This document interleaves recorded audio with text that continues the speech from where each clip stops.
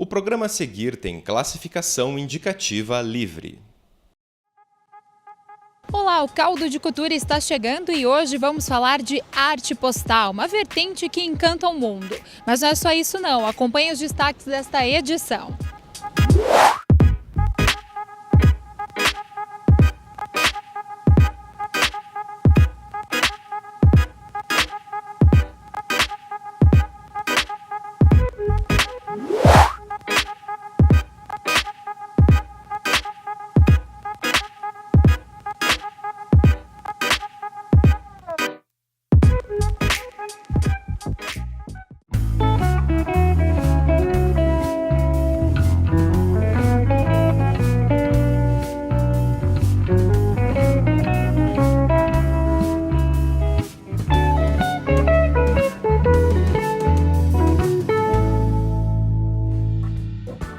As correspondências artísticas tomaram forma nas décadas de 60 e 70 como um movimento de contracultura, uma arte não convencional que fugia dos circuitos oficiais. A partir da criação da Escola de Arte por Correspondência de Nova York, foi que a arte postal se disseminou.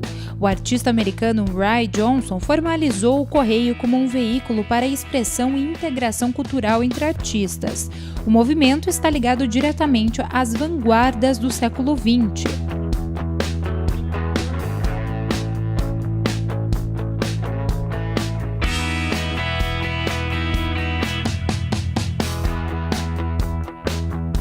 Arte postal é uma arte que circula pelo correio, porque o correio é a maior estrutura que existe no planeta para a distribuição de alguma coisa.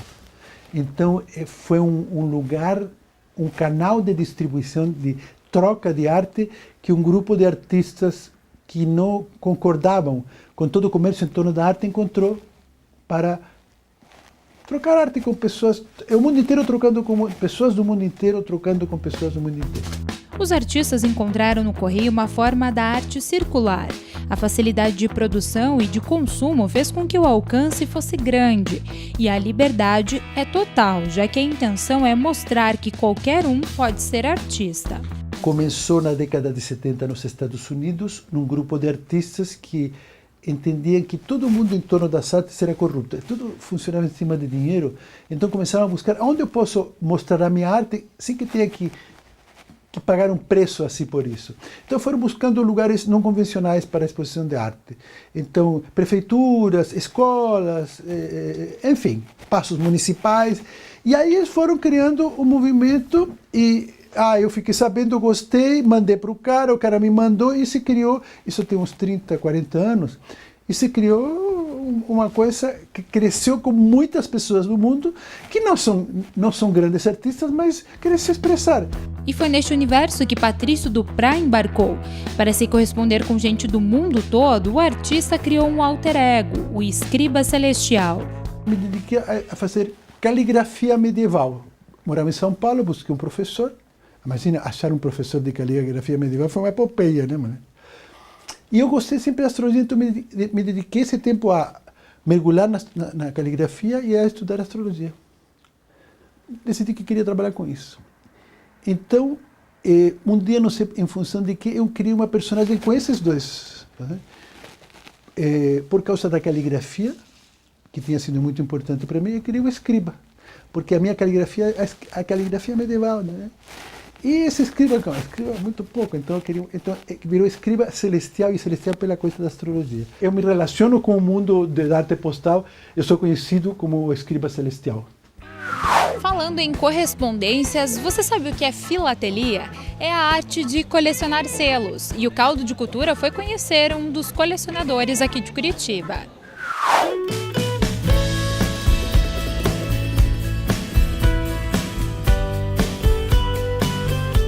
Cultura em um pequeno pedaço de papel. Os selos não cumprem apenas a função de indicar que aquele serviço postal foi pago, mas carregam a identidade de um país.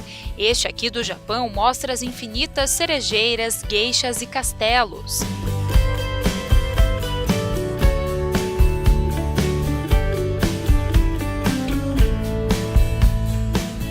Toda esta história por trás dos selos trouxe um fascínio no Hermes. Faz mais de 50 anos que ele começou com a filatelia, a arte de colecionar selos. Eu comecei a colecionar Brasil primeiro, como todo mundo, né? E depois a Alemanha. Aqui existia muita oferta de selos alemães, né? Por causa da constante troca, né? com a Alemanha. E eu comecei a acumular por aí, né? Mas, à medida que passava, eu ia descobrindo outros países, né?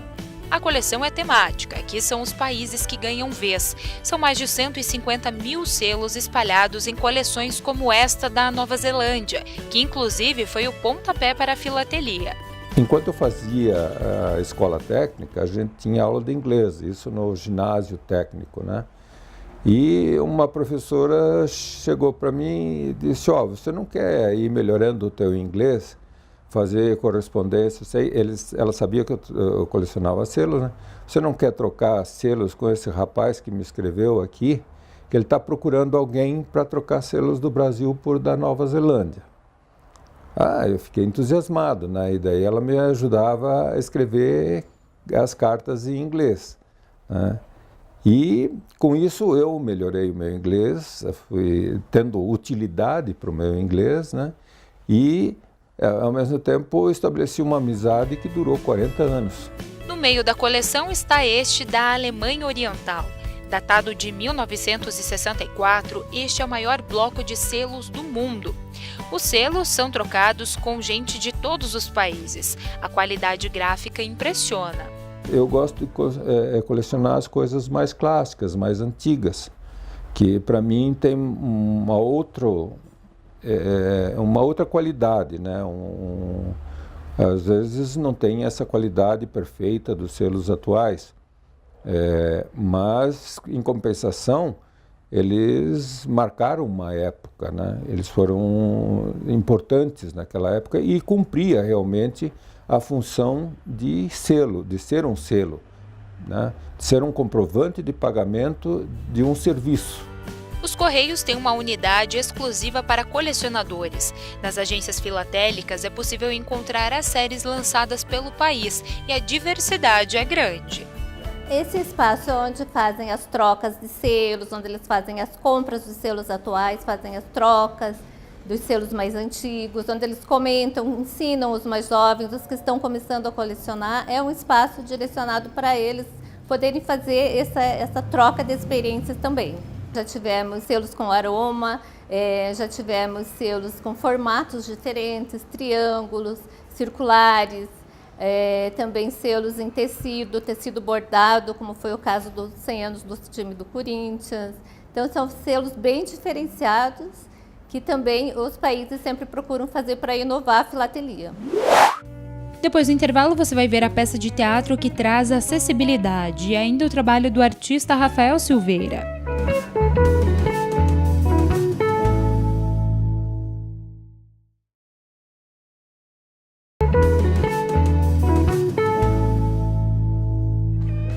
O Caldo de Cultura está de volta e hoje falando sobre arte postal. Agora a gente faz uma pausa para conhecer um artista pop aqui de Curitiba, o Rafael Silveira.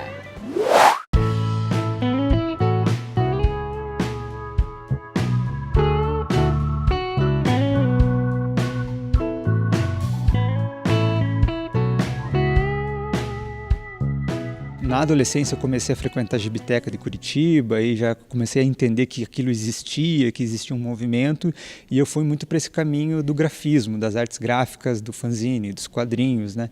Foi um começo de trajetória. A gente, quando inicia no mundo das artes, muitas vezes é muito amplo o leque de opções e você vai descobrindo o percurso aos poucos, né?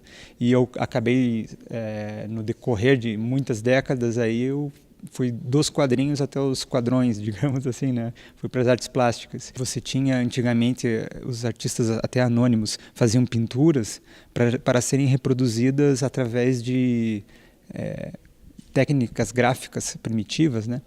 E hoje em dia o que eu faço é, eu me inspiro em algumas dessas artes efêmeras para fazer uma obra única. Então eu faço o caminho inverso do que eles faziam, né? Outro propósito, mas tem a inspiração desse universo.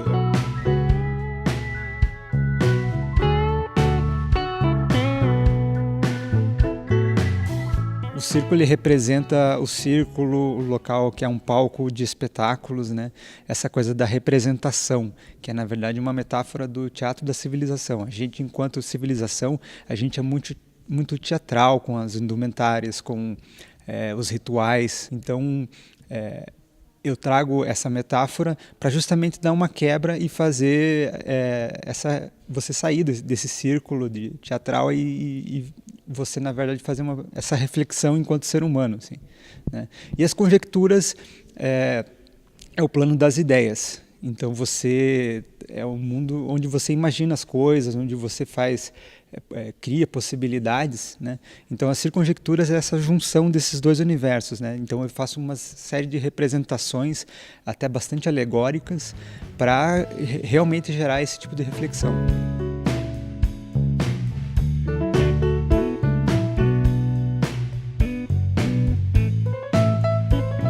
O sorvete, a partir do momento que ele está na casquinha, ele está derretendo na sua mão, né?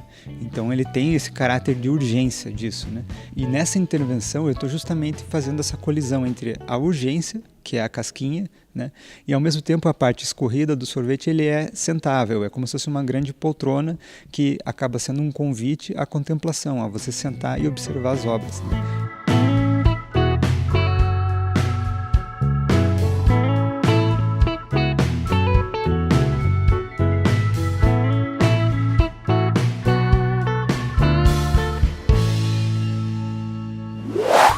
A arte postal, também conhecida como mail art, é uma forma que utiliza objetos relacionados ao correio como meio. O termo arte postal pode se referir a uma mensagem individual, o meio pelo qual ela é enviada, ou a um gênero artístico.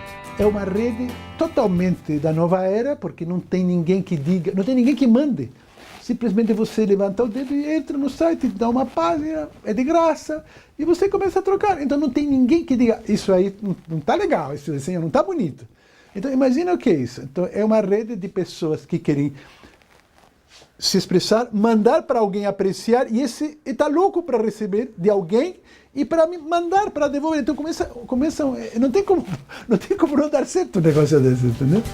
A arte postal se caracteriza por ser um meio de expressão livre, no qual envelopes, telegramas, selos ou carimbos postais são alguns dos suportes em que é possível a expressão da sensibilidade. Uma arte revolucionária. Para especialistas da Unicamp, ela é a precursora de um princípio inovador, a interação. A arte postal já trabalhava com conceitos de difusão, interatividade e criação compartilhada na década de 60. Uma peça que promete, então, mexer com os sentidos. Ela é para ser assistida, ouvida e até sentida. É isso mesmo, Paulo? Exatamente. É um espetáculo teatral que acontece completamente no escuro e que convida a plateia a compreender o espetáculo através dos seus outros sentidos, fora a visão. A gente já está fazendo essa entrevista, né, no espaço mais escuro, porque justamente essa é a ideia. Isso, justamente essa é a ideia.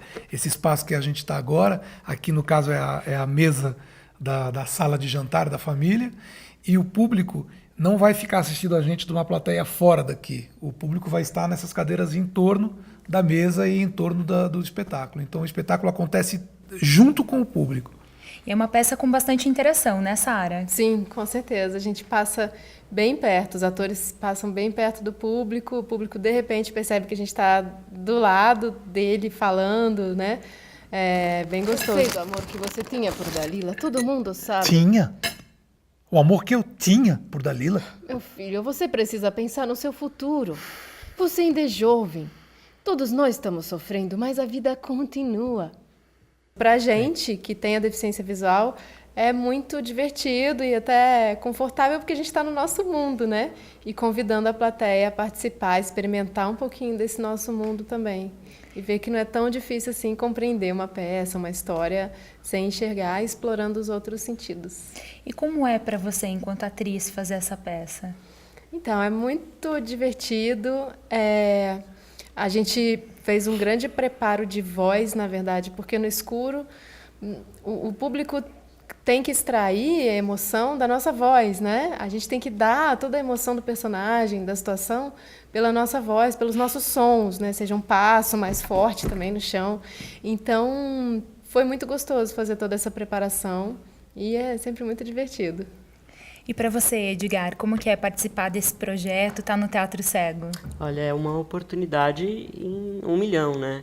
No Teatro Cego a gente tem a grande vantagem, enquanto deficiente visual, de poder fazer qualquer papel.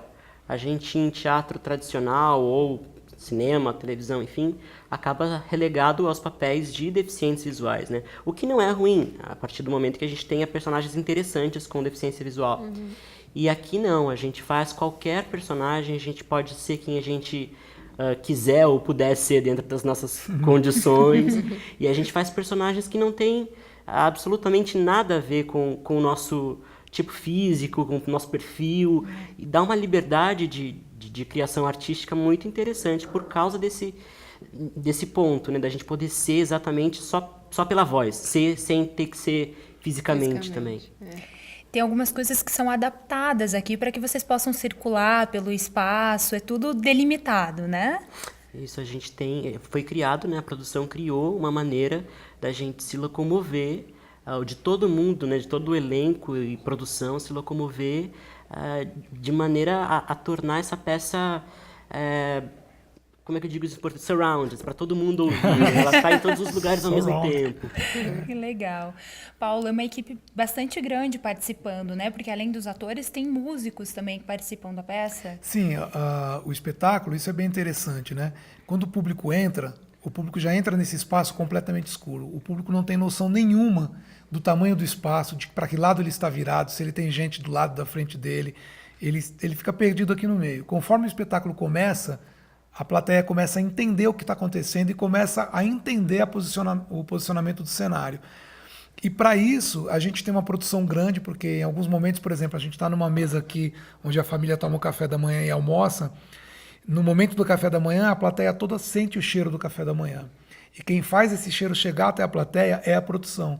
Então, a plateia sente os personagens da peça, mas ela não sabe que tem mais gente da produção andando junto com ela do que atores, na verdade. A gente fala que essa peça é uma peça inclusiva por vários sentidos.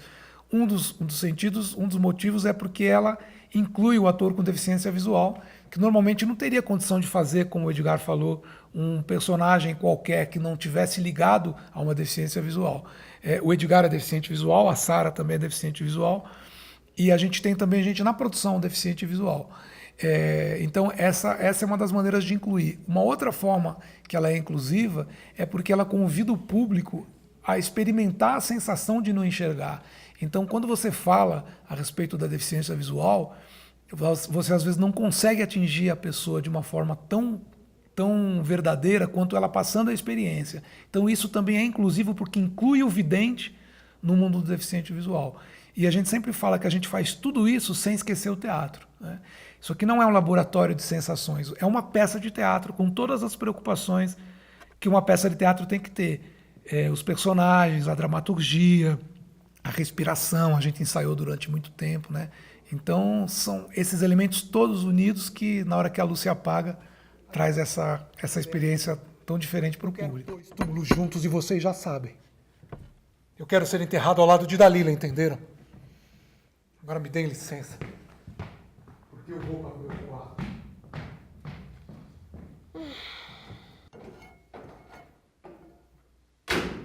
Será que ele se mata? Bom, não à toa que é uma peça de teatro que vocês estão ensinando o Nelson Rodrigues, é isso mesmo? Exatamente. A gente fez o Nelson Rodrigues porque esse é o nosso primeiro espetáculo. Nós já estamos chegando lá em São Paulo na terceira montagem. A gente tinha um pouco de receio, a gente não sabia como o público ia receber essa ideia da peça no escuro. E a gente tinha um pouco de medo que o público demorasse para entrar na peça. Então a gente achou que Nelson Rodrigues, que é um ator que já está um pouco no inconsciente coletivo, principalmente das pessoas que gostam de teatro, quando a pessoa senta e começa Nelson Rodrigues, a pessoa já está inserida, porque ela já conhece aquele universo. Então isso também foi uma forma que a gente encontrou de trazer o público mais depressa para dentro do espetáculo. Tá certo, gente. Muito obrigada, viu, por A terem, gente né, cedido um pouquinho da peça pra gente mostrar um pouquinho aqui Legal. dos bastidores. Muito sucesso pra vocês, viu? Obrigada. Obrigado. Obrigada. Caldo de Cultura fica por aqui, mas você já sabe, né? Nos acompanhe nas nossas redes sociais. Na semana que vem eu te espero com mais cultura. Tchau!